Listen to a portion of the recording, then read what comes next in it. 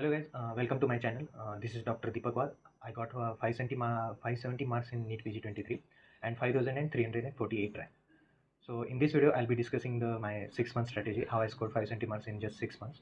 In NEET PG 22, I think I got 275 marks and 90,000 या कुछ तो ऐसा रैंक था मेरा, जो ऐसा पूरा नोट पे जो नंबर रहता है उसके जैसा रैंक था मेरा. फिर I think if you have any question or if you have any doubt, you can ask in comment box or मेरा Instagram and Telegram handle description box में है. Do watch my previous videos. Their links are also in description box and subscribe this channel. अभी सबका doubt ये रहेगा कि 6 महीने में क्लियर कर सकते हैं क्या नहीं कर सकते. इट डजेंट मैटर आपने इंटर्नशिप में पढ़ाई की है कि नहीं की है, इससे कुछ फ़र्क नहीं पड़ता कि आप 6 महीने में कर सकते क्या नहीं करते. आई थिंक मेरे हिसाब से बहुत लोगों ने अभी जून में स्टार्ट किया तो उनको इनफ टाइम मिल चुका है कि पर ये स्ट्रैटेजी आप सब लोग यूज़ कर सकते हैं, क्योंकि ऐसा है नहीं कि भाई पहले 3 months, first 3 months I think आपको रीडिंग में देनी चाहिए. First reading is should be in 3 months only, उससे ज़्यादा मत करो. मेरे पास डैम्स नोट्स है. फर्स्ट ऑफ ऑल क्लियर कर लो कि मैरो यूज़ करना है या डैम्स का. आई थिंक जो आपके पास है वो यूज़ कर सकते हो, पर आपको फास्ट रीड करना पड़ेगा. फर्स्ट रीडिंग में आपको फास्ट रीड करना होगा, ऐसे रीड करना होगा कि आप उसको रिवाइज़ कर सकते हो. मैरो मैंने इसलिए चूज़ नहीं किया था कि मुझे लगा था कि मुझसे इतना बड़ा रिवाइज़ नहीं होगा, सो मैंने डैम्स नोट्स यूज़ करना स्टार्ट किया. तो फर्स्ट 3 गोल्स रहने चाहिए. फर्स्ट 3 मंथ्स में फर्स्ट रीडिंग में 3 गोल्स रहने चाहिए. फर्स्ट फास्ट रीड करो और जो इंपॉर्टेंट है उसको हाईलाइटेड करो.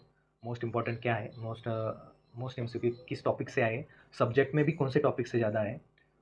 फॉर एग्जांपल इन मेडिसिन में सीवीएस से ज़्यादा है क्या, इससे गैस्ट्रिक से ज़्यादा है क्या, जो भी है जीआईटी से ज़्यादा है क्या है, वो आपको समझना चाहिए. और आपको नहीं समझ रहा कि भाई मैं इंपॉर्टेंट टॉपिक कैसे निकालूँ या कैसे करना है इंपॉर्टेंट टॉपिक्स, और पीवाईक्यू उसके लिए यूज़ कैसे करें. Do watch my previous videos. I have explained everything in that video.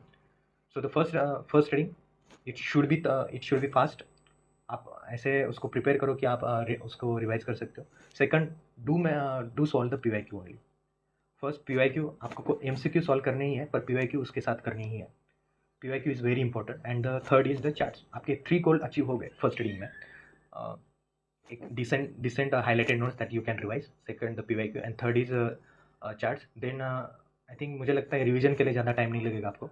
आप 2 या 3 रिवीजन कर सकते हो आपके हिसाब से. आपके पास इतना टाइम है तो कर सकते हो. आई थिंक 6 महीने में आपके मैक्स टू मैक्स 2 रिवीजन होंगे, और उस 2 रिवीजन में आपको सबसे ज़्यादा पीवाईक्यू को कॉन्सेंट्रेट करना है.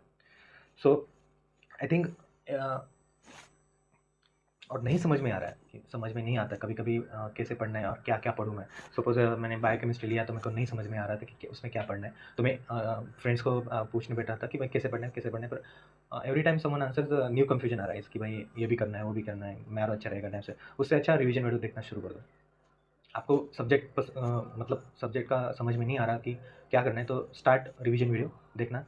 कौन सा भी रिवीजन वीडियो स्टार्ट करो. मैरो को देख सकते हो या आई थिंक डैम्स के प्रीवियस वीडियोस देख सकते हो. उसमें क्या है, डैम्स में आई थिंक लेक्चर वीडियोस है, रिवीजन वीडियोस है क्या नहीं वो नहीं पता मेरे को, मैंने यूज़ नहीं किया उसके. पर मैं ये करता था. पर मैं आई थिंक बेस्ट टेक्निक मेरे हिसाब से जिससे आपका पीवाईक्यू सबसे ज़्यादा रिवाइज होगा, मैं फास्ट रीडिंग करता था. देन सेकंड मैं क्वेश्चन बैंक सॉल्व करता था. आई थिंक मैरो में मैं ऐसा था, मेरे पास डैम्स नोट्स है तो मैं मैरो के क्वेश्चन बैंक सॉल्व करता था. तो I think there are more than 800 modules. I think मैंने 800 मॉड्यूल्स किए थे पूरे 19 सब्जेक्ट के. उस क्वेश्चन बैंक में आपको कुछ कुछ हिडन पीवाईक्यू भी मिलेंगे आपके सॉल्व नहीं हुए. आई थिंक बुक मार्क से अच्छा है कि आप सपोज आपका डिओडिनल एट्रेजिया पे एक क्वेश्चन है और आपका वो गलत हो चुका है और आपको लगता है कि ये मेरे नोट्स में नहीं है, जो लास्ट ईयर में पूछा है पर मेरे नोट्स में नहीं. You can write on sticky notes. जो स्टिकी नोट्स पे आप उसको राइट करके उस आपके नोट्स में चिपका दो. I think best way to remember that question or that concept is rather than book mark. क्योंकि आप बुक मार्क नहीं देखोगे कभी भी आप बुक मार्क नहीं देखोगे. बुक मार्क आपके 2000-3000 मेरे खुद के 3000 बुक मार्क हुए थे. लास्ट में मैं रिवीजन वीडियोस देखता था. आई थिंक मैं जेना बोरा एंड निकिता मैम, 2 मैम के वीडियोस देखता था लास्ट में. तो उससे मेरा पीवाईक्यू भी थोड़ा रिवाइज होता था, क्योंकि मैम कभी कभी उसमें क्वेश्चन क्विज सेशन लेते थे. सो पीवाईक्यू भी रिवाइज होता था. सेकंड, मुझे ये समझ में आता था कि भाई इंपॉर्टेंट क्या है और किसके चार्ट्स बनाने चाहिए, या वो कौन सा रिपीटेड क्वेश्चन है, या कौन से टॉपिक पे मुझे सबसे ज़्यादा कंसंट्रेशन करना है, ये भी समझता था. और make a to do list. मैं हर 15 दिन का मैं टू डू लिस्ट बनाता था कि भाई मुझे सपोज 1 तारीख में, 1 जुलाई में मुझे इतना इतना करना है. फिर 1 से 15 जुलाई तक मैं क्या क्या करना है और कौन से सब्जेक्ट कवर करने हैं मैं उसमें लिखता था. और उस दिन में मुझे क्या क्या करना है, मैं जेन्युइनली मैं ऐसा लिखता था. फर्स्ट डे कि मुझे ये करना है, चार्ट्स को देखना है, ये देखना है, ये देखना है, ये करना है, ख़त्म. और वो सेटिस्फेक्शन मिलता है जब आप वो कंप्लीट करोगे ना टास्क. आपको एक थोड़ा आगे जाके गोल रहेगा ना, तो आप जल्दी कंप्लीट करोगे, तो सो सेटिस्फेक्शन मिलता है। और अगले दिन आपको और एक ये रहता है कि भाई मुझे और एक टारगेट कंप्लीट करना है बोल के। एवरी 15 डेज फर्स्ट रीडिंग में आपको एवरी 15 डेज आपको जीटी देना है। आई थिंक बहुत लोगों को अभी दो सवाल है। फर्स्ट कि भाई मैं डैम्स नोट्स यूज़ कर रहा हूँ और एमसीक्यू मेरे सॉल्व नहीं हो रहा है। It doesn't matter. आपका एमसीक्यू सॉल्व करने का पर्पज़ है कि आपको कंसेप्ट समझना है। आपके कुछ मेरे तो आई थिंक कभी 100% नहीं आए थे। डैम्स नोट यूज़ करोगे तो 80% आप एवरेज स्टूडेंट मानते हो खुद को, तो 80% या 70% आपके करेक्ट आएंगे। कभी कभी ऑल इनकरेक्ट भी हो जाएंगे, पर आप उससे सीख लोगे कि भाई इसमें से इंपॉर्टेंट क्या है और क्या क्या पूछा है, जो आपको आगे जाके ये होगा मतलब इंपॉर्टेंस रहेगा। जब आप पीवाई की सॉल्व करेंगे आपको तो समझेगा कि क्या इंपॉर्टेंट है, पर जब एमसीक्यू सॉल्व करेंगे ना, मेरे को एमसीक्यू सॉल्व ऐसा है कि भाई उनके नोट्स के हिसाब से हो। तो डोंट पैनिक कि आपके एमसीक्यूज करेक्ट नहीं हो रहे बोल के, हो जाएंगे आपके। आई थिंक उसके लिए 2-3 रीडिंग लगता है, तो लास्ट तक हो जाते हैं। अब PYQ is important than the question bank MCQ. But question bank MCQ इसके लिए कि आपका कंसेप्ट क्लियर होना चाहिए बोल के, और आई थिंक उसके नीचे वाला डिस्क्रिप्शन पढ़ के आपको हो जाता है। और आपको ये थोड़े थोड़े मतलब जैसे आपने स्टार्ट किया ऐसे इतने जल्दी जल्दी आपको फेंकने का या तुक्के से करेक्ट आने का कंसेप्ट नहीं समझेगा। जैसे जैसे आप पढ़ोगे आपके बाद में आप में फेंक के मारे हुए एमसीक्यू भी करेक्ट आएंगे, ऐसा है। पर PYQ is important, that's why PYQ is important, क्योंकि हर पीवाईक्यू के ऊपर एक एक एमसीक्यू बनता है, उसके कंसेप्ट के ऊपर एक एमसीक्यू बनता है।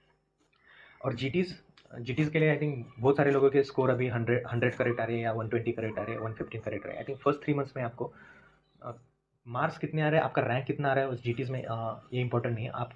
आपका कंसेप्ट मेन है कि वो आप रिवाइज कर रहे हो कि नहीं जीटीज़। मैं कभी भी फर्स्ट 3 मंथ्स में मैंने कभी भी ऑन टाइम जीटीज़ नहीं दिया पैरों के, कि भाई उनका एक टाइम पीरियड रहता है, उस टाइम पीरियड में आपको जीटीज़ देना रहता है और आपको एक्चुअल रैंक समझना है, ऐसा कुछ है नहीं। मुझे लगता है कि आपके हिसाब से दो फर्स्ट 3 मंथ्स में। मैं एवरी 15 डेज में देता रहा। मैं ऐसा इसलिए देता कि भाई मैं जिस दिन मैं दे दूँ जीटी, उसी दिन मुझे मार्क्स समझे, उसी दिन मेरा इवैल्यूएशन हो जाए और उसी दिन मैं उसको रिवाइज भी कर सकूँ। मेरा ये मोटो था। तो इसलिए मैं ऐसे करता था, जो जीटी हो चुके उसको देता था, और उसी दिन ये भी होता था, मार्क्स भी आते थे। तो मैं सो आई थिंक मेरे मैक्स टू मैक्स 8 आवर्स जाते थे उसको देने के लिए और उसको रिवाइज करने के लिए। कैसे रिवाइज करने हैं जीटीज़, कैसे रिवाइज करना है और उससे कैसे इंपॉर्टेंस क्या इंपॉर्टेंट है उसको मैं अगले वीडियो में बता दूंगा। पर आई थिंक जीटीज़ का मेन कंसेप्ट है उसको आप रिवाइज करो। आपके टॉप 3 बॉटम में क्या है आपका। फॉर एग्जांपल मेरा टॉप 3 बॉटम में हमेशा बायोकेमिस्ट्री आता था, तो मैं बायोकेमिस्ट्री पढ़ के फिर बाद में मेरा बायोकेमिस्ट्री टॉप पे आ गया। ऐसा होना चाहिए आपका। आपका मेन पर्पज जीटी का है, अभी टॉप 3 बॉटम में कौन से है, आप क्या गलतियाँ कर रहे हो जीटी देते टाइम, आपके सबसे ज़्यादा मतलब सिली मिस्टेक्स हो रहे हैं, या आपके कंसेप्चुअल ज़्यादा गलत हो रहे हैं, या जो रट्टे वाले चीज़ें हैं वो गलत हो रही है, जैसे स्टेजिंग, या ये कौन सा ये है चीज़ है जिसके वजह से ये होता है, ऐसे ऐसे ऐसे एमसीक्यूज गलत हो रहे हैं। ये जानना इंपॉर्टेंट है जीटीज़ में। सो इम्पोर्टेंट नहीं है कि आपका रैंक कितना आ रहा है फर्स्ट 3 मंथ्स, वो इम्प्रूव हो जाता है आपका ये। So I think for the summary of the first reading, fast read करो, पीवाईक्यू करो, जीटीज़ दो, टू डू लिस्ट बनाओ, और मोस्टली आई थिंक पीवाईक्यू आप जितना सॉल्व करोगे उतना अच्छा है। और आई थिंक जो मैं स्ट्रेटेजी यूज़ कर रहा हूँ उसकी वजह से आपके पीवाईक्यू बहुत सारे रिवाइज हो जाते हैं। एंड आफ्टर आई थिंक जून जुलाई, अब जुलाई में जून जुलाई अगस्त तक आप फर्स्ट आपने जून में स्टार्ट किया है तो अगस्त तक होना चाहिए। अपनी जुलाई में स्टार्ट किया, जुलाई अगस्त सितंबर तक होना चाहिए आपका फर्स्ट रीडिंग। जो मेरा आई थिंक मेरा सितंबर मिड सितंबर तक खत्म हो चुका था। आई थिंक मैं जून में लास्ट के जून में स्टार्ट किया था इसकी वजह से। पर मेरा थोड़ा बहुत सारी गलती हो गई कि मैंने एक्चुअल 6 महीने यूज़ हुए मेरे प्रिपरेशन के लिए। पर जो लोग अभी कर रहे हैं आई थिंक अगस्त तक, जिन्होंने जुलाई में स्टार्ट किया है, जुलाई अगस्त एंड सितंबर तक आपका फर्स्ट रीडिंग खत्म होना चाहिए। फर्स्ट रीडिंग में आपके ये थ्री गोल्स अचीव होने चाहिए। फिर अक्टूबर टू मिड नवंबर तक आपका सेकंड रीड मतलब फर्स्ट रिवीजन होना चाहिए। और आपको भी प्रॉब्लम नहीं होगा क्योंकि आपने सॉर्ट आउट कर लिया, कि पूरा सॉर्ट आउट कर लिया कि आपने फर्स्ट 3 मंथ में आपने सॉर्ट आउट किया, तो आपको रिवीजन में ज़्यादा टाइम नहीं लगेगा। आई थिंक जो माइनर सब्जेक्ट आप 4 दिन लेते थे, आप हार्डली 2 दिन लोगे, या कुछ कुछ ऐसे सब्जेक्ट है आपका 1.5 डेज में हो जाएंगे रिवीजन उसका। और उसमें क्या करना है, उस पीरियड में आपको सबसे ज़्यादा रिवाइज करना है, मतलब आप फास्ट रिवाइज करो उसको। फिर इंस्टेड ऑफ क्वेश्चन बैंक आप पीवाईक्यू सॉल्व करो, क्योंकि आप जब क्वेश्चन बैंक सॉल्व किए, जो इंपॉर्टेंट एमसीक्यूज है जो आप बुक मार्क करने वाले ऑलरेडी आपने स्टिकी नोट्स पे उसको अपने नोट्स में चिपका दिया, तो आपका वो रिवीजन के टाइम हो जाएगा। जो इंपॉर्टेंट है वही करो। सब एमसीक्यूज गलत हो रहे हैं, मतलब 20 के 20 गलत हो रहे हैं, मतलब 20 के 20 मत चिपका उसमें, जो उसमें लिखा है एम्स लिखा है या नीट पीजी लिखा है, ऐसे ही करो। सो अभी 15 डेज का फ्रीक्वेंसी जीटी का, 7 डेज पे जीटी का, और फिर कस्टम मॉड्यूल प्लस पीवाईक्यू भी सॉल्व करो। सो आपका देखो फर्स्ट रीडिंग में आपका 2 बार पीवाईक्यू, आपका 3 बार पीवाईक्यू सॉल्व हो। फर्स्ट क्वेश्चन बैंक में, सेकंड सेकंड आप खुद से पीवाईक्यू सॉल्व करें, और थर्ड आपका रिवीजन मॉड्यूल में, मतलब रिवीजन वीडियोस देखते हो आप लास्ट के दिन में हर सब्जेक्ट में, तो उसमें भी आपके क्लियर हो जाएगा। आपके पीवाईक्यू का 3 बार रिवीजन है फर्स्ट रीडिंग में, ये चौथी बार रिवीजन है आपका PYQ का। और कस्टम मॉड्यूल से भी फिफ्थ, मतलब आप 5 बार, आपके सेकंड रीडिंग तक आप 5 बार PYQ का रिवीजन कर रहे हो, तो उसकी वजह से आपको थर्ड रिवीजन है आप ऐसे ऐसे दो, मतलब आपको ज़्यादा टाइम भी नहीं देगा second revision. So mid November to December third reading, मतलब आपका सेकंड रिवीजन होगा। सो तो 5 डेज GT पे आपको कॉन्सेंट्रेट करना है, GT देना है, पर उसको रिवाइज करना है और उसको मॉनिटर करो आपके स्कोर बढ़ रहा है कि नहीं। आई थिंक आपका दिसंबर तक, आई थिंक आपका स्कोर 140 प्लस करेक्ट आनी चाहिए दिसंबर तक, 140 या 150 प्लस करेक्ट आनी चाहिए। तो और आता है, ऐसा है नहीं, कभी कभी नहीं आता 140 प्लस और 130 प्लस होता है, तो 140 प्लस आना चाहिए आई थिंक मेरे हिसाब से दिसंबर में ही। फिर बाद में डैम्स का DBT PYQ का कब आप शुरू होता है, तो वो भी थोड़ा एडजस्ट करो अपने शेड्यूल में।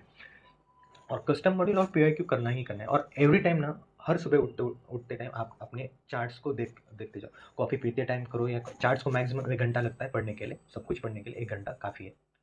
सो आई थिंक जान में हो सकती है नीट पे, या थोड़ा आगे भी जा सकता है, कुछ बोल नहीं सकते NMC वालों का, पर जान में हो सकती है। तो 7 डेज बिफोर द एग्ज़ाम अच्छे से आराम से रहो। आई थिंक आपके पास बहुत सारे लोग पूछते हैं मुझे कि यार इतना सॉर्ट आउट था, तो तेरा 5000 से मतलब 1000 या 2000 रैंक आना चाहिए था। मैं भी मानता हूँ, क्योंकि मेरा लास्ट के मंथ में थोड़ा बैलेंस हिल गया, थोड़ा फैमिली इश्यूज़, या थोड़ा मैं घर पे पढ़ाई कर रहा था, इसके वजह से। पर मुझे लगता है आपके पास कंसिस्टेंसी है, तो आप आराम से 5000 रैंक ला सकते हो। इसमें कुछ ये नहीं है, आप सिर्फ आपको थोड़ा 1000 के अंदर, या 2000 3000 2000 तक रैंक आना है, तो आपको इंटेंसिटी चाहिए। इंटेंसिटी इज़ मस्ट लास्ट के 2 महीने में, आप इधर उधर भी हिले ना। और मेरा वो हो चुका है, मेरा थोड़ा बैलेंस चला गया लास्ट के 2 महीने में, तो उसकी वजह से मैं इतना ज़्यादा प्रिपेयर नहीं कर पाया। तो पर मेरे पास कंसिस्टेंसी था, तो इसलिए मैं आराम से 5000 रैंक ला चुका हूँ। सो तो मुझे लगता है कि सबसे ज़्यादा आपको PYQ पे ध्यान देना चाहिए, and that's it. So if you like my videos, if you want more videos like this, do subscribe my channel, and if you have any queries or any question regarding the 6-month strategy, uh, please ask in comments, or you can always ask on Instagram and Telegram. Thank you.